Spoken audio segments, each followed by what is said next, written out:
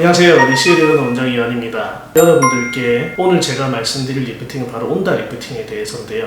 리프팅에 관심 있는 분들께서 요즘에는 리프팅의 종류가 상당히 많고 다양합니다. 그 중에서 어떤 리프팅이 나한테 적합하고 좋을지 궁금한 점이 많으실 텐데요. 고주파 계열의 리프팅 시술 그리고 초음파 계열의 리프팅 시술 두 가지 카테고리의 시술을 받고 있습니다. 고주파와 초음파의 차이는 바로 진동수의 차이인데요. 고주파보다는 초음파가 진동수가 조금 더 큼으로 해서 대략 한 1초에 100만 번 이상 1MHz로 표현을 하는데, 지방이 좀 더 많은 분들은 고주파보다는 초음파 리프팅이 좀 더 효과가 있겠고, 볼페임이 걱정된다든지 얼굴살이 많이 없는 분들은 고주파 레이저 리프팅을 만족도 높은 경향이 있는데, 온다 리프팅 레이저는 우리가 기존에 아까 제가 말씀드렸던 1초에 100만 번의 진동수를 가지는 초음파 리프팅보다 훨씬 높은 진동수를 가지게 되는데, 온다 리프팅은 2.45GHz라는 단위를 쓰게 됩니다. 기가헤르츠는 1초에 10억 번의 진동을 하게 되는데요. 1초에 10억 번의 진동을 하니까 1초에 100만 번 진동을 하는 것보다는 1000배 이상의 많은 진동수를 갖게 됨으로써 훨씬 더 많은 에너지를 전달하게 되는 것입니다. 똑같은 단위 시간당의 시술을 했을 때 온다 리프팅 레이저가 기존에 강력하다고 알려진 초음파 리프팅보다 훨씬 더 많은 에너지를 전달할 수가 있게 되는 것입니다. 얼굴살이 많고 더 강력한 효과를 내기를 원한다고 하시는 분들은 바로 온다 리프팅을 받으시는 것이 가장 효과를 볼 수 있는 방법이 되겠습니다. 제 개인적으로는 온다 리프팅계에 지금까지 존재하는 리프팅의 끝판왕이라고 생각을 하고 있고, 그렇다면 얼굴살이 많이 없는 분들은 온다 리프팅이 부적합하냐 그렇게도 생각이 들 수 있겠지만, 온다 리프팅은 팔이 두 개가 있는데요. 하나는 지방을 감소시키는 큰 팔이 있고, 하나는 얕은 층에 들어가서 콜라겐을 증가시키는 작은 팔이 있습니다. 국소적으로 지방이 있는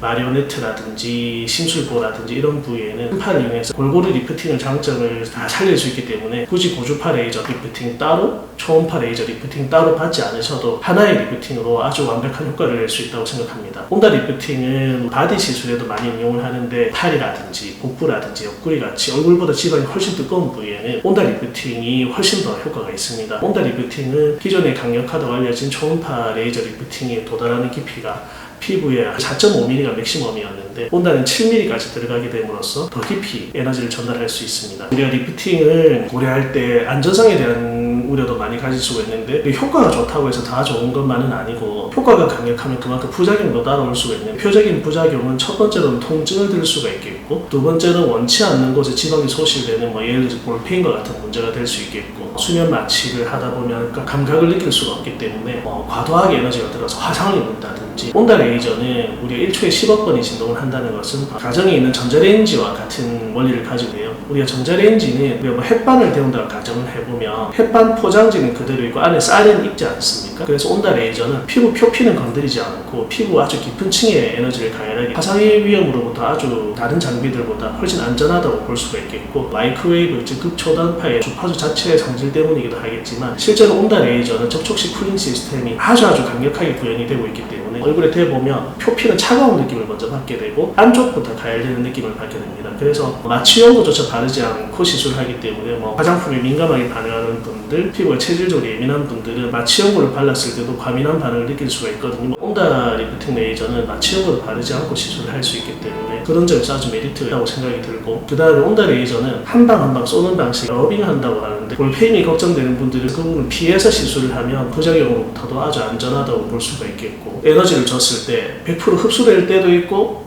반사될 때도 있고, 상황에 따라 좀 우리가 100의 에너지를 줬다 해서 100이 다 흡수된다 그런 보장은 없는데, 온다 레이저는 피부 깊이 침투하는 극초단파의 파장을 가지고 있기 때문에 항상 시술할 때 일정한 결과를 보이게 됩니다. 여름이 다가오니까 얼굴 말고 바디에 시술할 때는 얼굴보다 훨씬 높은 온도의 에너지를 주는데, 이때도 역시 마취용구를 바르지 않고 시술하고 있습니다. 팔뚝 같은 경우는 우리가 재어보면 한 1에서 2cm 정도가 한 달 뒤에 줄어드는 것을 볼 수가 있겠고, 제가 작년에 팔뚝을 시술한 환자분들을 올해 1년 지나서 찾아오셨을 때 다시 팔로우업을 해보면 1cm 정도 줄어든 효과는 체중이 잘 유지되는 한에 그 효과가 잘 지속되는 관찰을 할 수가 있었습니다. 온다 레이저 리프팅은 얼굴에 하든 바디에 하든 그 지속 효과가 1년 이상 지속되는 것을 제가 진료 현장에서 직접 관찰하고 있기 때문에, 여러 가지 많은 레이저 리프팅 중에서 살이 많은 분들이나 살이 없는 분들이나 다 같이 공통적으로 효과를 볼 수 있는 좋은 장비니까 온다 레이저 리프팅에 많은 관심을 가져주시기를 부탁드립니다. 감사합니다.